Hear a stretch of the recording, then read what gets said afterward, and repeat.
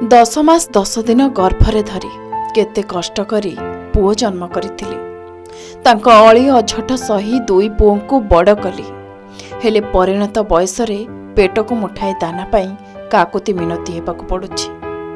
ପୁଅକୁ ପାଠ ପଢ଼ାଇ ଡାକ୍ତର କଲି, ହେଲେ ଆଜି ସେ ମୋତେ ଖାଇବାକୁ ମୁଠେ ଦେଉନି। ଠାକୁରଙ୍କ ଦୀକ୍ଷା ନେଇଛି, ଲୋକଙ୍କୁ ଦେଉଛି, ହେଲେ ଘରେ ମୋତେ ମାଡ଼ ମାରୁଛି। ଏ ବୟସରେ ମୋତେ ଏଭଳି ଦିନ ଦେଖିବାକୁ ପଡ଼ୁଛି। ଏ ଥିଲା ଗୋଟେ ମାର ଦୁଃଖ, ଯିଏ ଗଣମାଧ୍ୟମ ସମ୍ମୁଖରେ ପ୍ରକାଶ କରିଛନ୍ତି। ସାନଟା କଥା ରହୁଛି ପରେ ତାକୁ ମାରି ପିଟିକି ଆଇ ଛୋଟା ଦେଇଛନ୍ତି। ସାନପୁ କଣ ପାଇଁ ପିଟିଲେ? ସାନପୁ କଣ ପାଇଁ ପିଟିଲେ?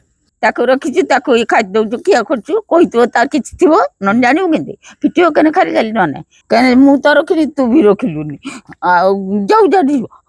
ଏଇ ଅବସ୍ଥା ମୋର। ଦୀକ୍ଷିତ ନେଇଛି, ସମସ୍ତଙ୍କୁ ଦୀକ୍ଷିତ ଦଉଛି ହେଲା। ଠାକୁର ଅନୁକୂଳ ଠାକୁର ସମସ୍ତଙ୍କୁ ଦୀକ୍ଷା ଦଉଛି ବାପା। ଆଉ କିଛି କରିବୁ କୁହ? ଦୀକ୍ଷା ଦଉଛି କିନ୍ତୁ ନିଜ ମାକୁ ରଖି ପାରୁନି। ଏବାଟା ଧର୍ମ କାହିଁ? ସେ ଗୋଟେ ପଇସା ମେଚା ପାଉଛୁ ଜାଣିଲ। ମୁଁ ପାଠ ଗୁଣ୍ଡି ପଢିନି ବାପ, କିଛି ନାହିଁ ମୋ ଧୀର। ବାଲେଶ୍ୱର ଜିଲ୍ଲା ବସ୍ତା ବ୍ଲକ ବରୁଣଗଡ଼ିଆ ପଞ୍ଚାୟତ ଅନ୍ତର୍ଗତ ଚୋରପଦା ଗାଁର ଭଗବାନ ଦାସଙ୍କ ଦୁଇ ପୁଅ ନିଆସି ଦାସ ଏବଂ ଚନ୍ଦନ ଦାସ। ବଡ଼ ପୁଅ ନିଆସି ଘରୋଇ ହୋମିଓପାଥିକ ଡାକ୍ତର ହୋଇଥିବା ବେଳେ ସାନ ପୁଅ ଚନ୍ଦନ ଦିନ ମଜୁରିଆ। ଦୁଇ ପୁଅ ଏବଂ ସ୍ତ୍ରୀ ତିଳୋତ୍ତମାକୁ ନେଇ ଭଗବାନଙ୍କ ଥିଲା ଏକ ହସ ଖୁସିର ସଂସାର। ମାତ୍ର ଭଗବାନଙ୍କ ମୃତ୍ୟୁ ପରେ ଏହି ପରିବାର ଉପରେ ଛିଡ଼ି ପଡ଼ିଲା ଦୁଃଖର ବାଦଲ। ବାପାଙ୍କ ସମ୍ପତ୍ତିକୁ ନେଇ ଦୁଇ ଭାଇଙ୍କ ମଧ୍ୟରେ ଚାଲିଲା ବିବାଦ। ଏହାକୁ ନେଇ ହୋଇଗଲେ ଦୁଇ ଭାଗ। ଦୁଇ ଭାଇଙ୍କ ଭାଗ ମଧ୍ୟରେ ଭାଗ ହୋଇଗଲା ବୃଦ୍ଧା ମା। ଗାଁରେ ବୈଠକ ଡକାଯାଇ ମାଆକୁ ବଡ଼ ଭାଇ ପାଖରେ ମାସେ ଏବଂ ସାନ ଭାଇ ପାଖରେ ମାସେ ରହିବାକୁ ବୈଠକରେ ନିଷ୍ପତ୍ତି ହେଲା। ଏମିତି କିଛି ବର୍ଷ ଚାଲିଲା। ଗତ 1.5 ବର୍ଷ ହେବ ବଡ଼ ଭାଇ ନିଆସି ଘର ଭଡ଼ା ନେଇ ଅନ୍ୟ ଜାଗାରେ ରହୁଛନ୍ତି। ହେଲେ ଗ୍ରାମବାସୀଙ୍କ ନିଷ୍ପତ୍ତି ଅନୁସାରେ ମାଆକୁ ପାଖରେ ରଖୁନାହାନ୍ତି କି ଭରଣା ପୋଷଣ ଦେଉନଥିବା ଅଭିଯୋଗ ହୋଇଛି। ଏନେଇ ଚନ୍ଦନ ମାଆଙ୍କ ଖର୍ଚ୍ଚ ବାବଦକୁ ବଡ଼ ଭାଇକୁ ମାଗିବାରୁ ଅଧିକ ଜମି ନେଇଥିବାରୁ କାହିଁକି ଦେବି କହିବାରୁ ଆରମ୍ଭ ହୋଇଥିଲା ବିବାଦ, ଯେଉଁଥିପାଇଁ ମାମଲା ଯାଇ ଥାନାରେ ପହଞ୍ଚିଲା। ଆଉ ଏହି ଦୁଇ ଭାଇଙ୍କ ବିବାଦରେ ବଳି ପଡ଼ିଯାଇଛନ୍ତି 85 ବର୍ଷିଆ ବୃଦ୍ଧା ମା। ବୟସ ଅତିକ୍ରମ କରିଥିବାରୁ କାନକୁ ଭଲରେ ଶୋଭୁ ନାହିଁ କି ଆଖିକୁ ଭଲ ଭାବେ ଦେଖାଯାଉ ନାହିଁ। ଚଲାବୁଲା କରିବାକୁ ସେତିକି ଶକ୍ତି ଆଉ ସାମର୍ଥ୍ୟ ନଥିବାରୁ ସାନ ପୁଅ ଚନ୍ଦନଙ୍କ ଘର ବାରଣ୍ଡାରେ ଗୋଟିଏ ସ୍ଥାନରେ ବସି ରହି ପର ହାତ ଟେକାକୁ ଚାହିଁ ରହିଛନ୍ତି। ପାଟିକି ଖେଦିକି ଆଉ ଛାଗଡ଼କୁ ପକାଇଦେଲେ ଘୁଚାରିକି ମୋ ବାପା ଯା ଛାଇଡ଼ି ମିଳି ଯାଇଛି।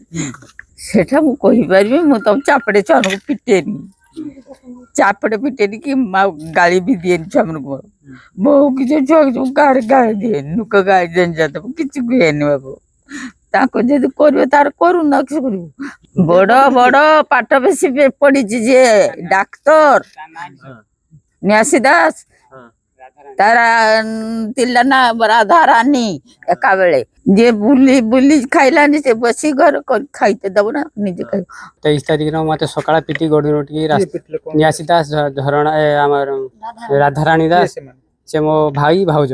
ଆଉ କାହିଁକି ମା କଥା ନେଇକି, ଆଉ ମା ଖାଇଦେଲେନି, ମୁଁ ସେଇ କଥା ନେଇକି ମୁଁ ତାକୁ ପଚାରିଲାକୁ ମତେ ସକାଳେ ଆସିକି ମତେ ପିଟା ମାରା କରୁଛନ୍ତି 4-5 ଜଣ ମଣିଷ। ପୁଅ ତ ମା ପାଖରେ ରହିବା କଥା, କଣ ଘଟଣା ଟିକେ ଘଟଣା ହଉଛି ମାକୁ କାଢି ଦେଇଛନ୍ତି, ଖାଇତେ ଦେଲେନି, କାଢି 4 ବର୍ଷ ହେଲାନି। ତାପରେ ମୁଁ ପୋଷୁଛି ମୋ ପାଖରେ, ମା ପିଟ ପକେଇଦେବି ନା? ମାକୁ ତ ଆପଣ ତ ପୋଷୁଛନ୍ତି, ମୁଁ ଏଇ କଥା କହିବା ଦୋଷରୁ ପିଟୁଛନ୍ତି ମତେ। ତେବେ ବାପା ଭଗବାନଙ୍କ 2 ଏକର 10 ଗୁଣ୍ଠ ଜମି ରହିଥିବାରୁ ଗାଁର ନିଷ୍ପତ୍ତି ଅନୁସାରେ ଦୁଇ ଭାଇ ଗୋଟିଏ ଏକର ଜମି ନେବେ। ଅବଶିଷ୍ଟ 10 ଗୁଣ୍ଠ ଜମି ମା ପାଖରେ ରହିବାର ଧାର୍ଯ୍ୟ ହୋଇଥିଲା। ସେହି 10 ଗୁଣ୍ଠକୁ ମଧ୍ୟ ଗ୍ରାମବାସୀଙ୍କ ଅଜାଣତରେ ଦୁଇ ଭାଇ ଭାଗ କରି ନେଇ ମା ତିଳୋତ୍ତମାକୁ ପାଖରେ ରଖିବାକୁ ନାରାଜ ହେଉଛନ୍ତି। ଏବେ ଦୁଇ ଭାଇଙ୍କ ଆଖି ବାର୍ଦ୍ଧକ୍ୟ ଭତ୍ତା ବାବଦକୁ ମାଙ୍କ ନାଁରେ ବ୍ୟାଙ୍କରେ ଥିବା 70,000 ଟଙ୍କା ଉପରେ, ଯାହାକୁ ନେଇ ସବୁ ସମୟରେ ଦୁଇ ଭାଇଙ୍କ ମଧ୍ୟରେ ଗଣ୍ଡଗୋଳ ଲାଗି ରହୁଛି। ଗତ ବାତ୍ୟା ପୂର୍ବ ଦିନ ବଡ଼ ପୁଅ ନିଆସି ନିଜ ଘର ପାଖରେ ଥିବା ଅମୃତଭଣ୍ଡା ଗଛ ବାତ୍ୟାରେ ଘର ଉପରକୁ ଭାଙ୍ଗି ପଡ଼ିବା ଭାବି ଘରକୁ ଯାଇ ଗଛ କାଟିଥିଲେ। ଏହି ସମୟରେ ଚନ୍ଦନ ଆସି ତାଙ୍କୁ ଅଟକାଇବାରୁ ଉଭୟଙ୍କ ମଧ୍ୟରେ ଗଣ୍ଡଗୋଳ ହୋଇଥିଲା। ଉଭୟ ଆହତ ହୋଇଥିଲେ। ଏନେଇ ଉଭୟଙ୍କ ପକ୍ଷରୁ ବସ୍ତା ଥାନାରେ 2ଟି ଅଲଗା ଅଲଗା ଅଭିଯୋଗ ହୋଇଛି। ସେପଟେ ବଡ଼ ଭାଇ ନିଆସି ଦାସଙ୍କୁ ପଚାରିବାରୁ ତାଙ୍କ ନାଁରେ ମିଥ୍ୟାରୋପ ଲଗାଯାଉଛି ବୋଲି ସେ କହିଛନ୍ତି। ରଖୁ ମୁଁ ରହୁନି, ମୋ ପାଖରେ ରହୁନି କାହିଁକି ରହୁଥିଲେ, ସବୁଦିନ ରହୁଥିଲେ। ଆଜି ସେମିତି ଗୋଟେ ଘରୋଇ କଳିକି ଭିତ୍ତି କରିକି ଭିତ୍ତି ଯେଟା ନାହିଁ ସତ୍ୟାସତ ନାହିଁ ସେମିତି ଗୋଟେ କରିଛନ୍ତି। ଆଉ କେସ୍ କିଛି ହେଇନି। ନାଇଁ ନାଇଁ ସେଟା କିଛି ଭିତ୍ତି ନାହିଁ। ନା କିଛି ଅତ୍ୟାଚାର ତାଙ୍କ ଉପରେ ହେଇନାହିଁ। ହଁ ନିଶ୍ଚୟ ମୋ ମା ମୁଁ ରଖିବିନି କାହିଁକି। ନା ନା ସିଏ ରାଗିକି ଯାଇଛନ୍ତି, ସେ ଆସନ୍ତୁ। ଯେ ସାନ ଭାଇ ନା ସାନ ଭାଇ ଡାକିକି ଆଣିବେନି କାହିଁକି। ସେ ମତେ ପୁରା ଅତ୍ୟାଚାର କରି ମୋ ପିଟିଛନ୍ତି, ମାରିଛନ୍ତି। ମୋ ସାନ ଭାଇ ମତେ ପିଟିଛି, ମାରିଛି। ମାଆକୁ ମୁଁ କାଢି ଦେଇ ନାହିଁ, ମୋ ପାଖରେ ରହିଥିଲେ। ଆଉ ଏତେ ପର୍ଯ୍ୟନ୍ତ ସେ ରହନ୍ତୁ, ମୋର କିଛି ଆପତ୍ତି ନାହିଁ। 2 ଭାଇ ଭିତରେ ଆମର ଶାଶୁକୁ ମାସେ ଭାଗ କରିଦେଇଥିଲେ। ଗାଁ ବାଲା ବସିକି ଭାଗ କରିଦେବାକୁ ଆଉ ତାର ମାସେ ରଖିଲା, ତା ମାସ ବେଳକୁ ତାର ରଖିଲାନି। ତାର ପିଟା ମାରା କରିକି କାଢିଦେଲାକୁ ଆମ କତର 4 ବର୍ଷ ହେଲା ରହିଛନ୍ତି ଆସିକି। ଆଉ ସେଇ କଥା କହିଲାକୁ ଯେ ମାଆକୁ ଖର୍ଚ୍ଚ ଦେ, ଟଙ୍କା ପଇସା ଦେ, ନା ଦବନି। ନଦେଲାକୁ ଆମକୁ ମୋ ସ୍ୱାମୀ କି ମତେ ପିଟିଛନ୍ତି। ତାପରେ ଥାନାକୁ ଆମେ ଯାଇଥିଲେ 3 ଥର ଥାନା ବାଲା ଆମର ବୁଝିଲେନି କିଛି ଆମ କଥା ନ ବୁଝିଲାକୁ ଆମେ ମିଡିଆ ଡାକିଛେ। ନା ଚାହୁଁଛୁ ତମେ କଣ? ଆମର ହଉଛୁ କେସ୍ ଚାହୁଁଛେ, ନ୍ୟାୟ ଚାହୁଁଛେ। ଆମର ବିଜେଡି ପାର୍ଟି, ତାଙ୍କର ବିଜେପି ପାର୍ଟି, ତାଙ୍କ ପ୍ରେସର ଦଉଛନ୍ତି। ପ୍ରେସର ଦେଲା ବେଳୁ ଆମ କଥା ଶୁଣିଲେନି। ହସ୍ପିଟାଲ ଯାଇଥିଲେ, ହସ୍ପିଟାଲରେ ବି ଆମକୁ କାଢିଦେଲେ। ବାତ୍ୟା ଥିଲା ସେଇଦିନ, ବାତ୍ୟା ଟାଇମରେ ହିଁ କାଢିଦେଲେ ଆମକୁ। ଏଟା ଭିତ୍ତିହୀନ, ସେଟା ଗୋଟେ ଚକ୍ରାନ୍ତ କରି ଘରୋଇ କଳି ନେଇକି ମୋ ଭାଇମାନେ ଏବଂ ପଡ଼ିଶା ମାନେ ଗୋଟେ ଭିତ୍ତିହୀନ ଗୋଟେ ଚକ୍ରାନ୍ତ ମୋ ବିରୁଦ୍ଧରେ ଏଟା କରୁଛନ୍ତି। ସେମାନେ କାହିଁ ଗାଁରେ ନ କରିକି ବାହାରକୁ ଆସିଲେ, ସେମାନେ ଆସିଛନ୍ତି। ମୁଁ କଣ କରିପାରିବି?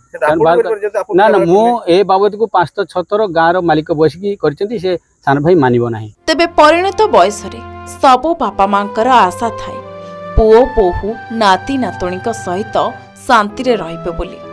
କିନ୍ତୁ ସନ୍ତାନମାନଙ୍କ ସ୍ୱାର୍ଥପରତା ପାଇଁ ଅଲୋଡ଼ା ହୋଇପଡ଼ିଛନ୍ତି ବୃଦ୍ଧା ପିତାମାତା। ସମ୍ପତ୍ତି ଖାଇଲେ 2 ଭାଇ, ହେଲେ ତାଙ୍କ କଳିରେ ବଳି ପକାଇଦେଲେ ବିଚରା ମାଆକୁ। ବାଲେଶ୍ୱର ଜିଲ୍ଲା ଜଳେଶ୍ୱରରୁ ରାଧାଗୋବିନ୍ଦ ଦାସଙ୍କ ରିପୋର୍ଟ, କେ ନ୍ୟୁଜ୍ ଓଡ଼ିଶା।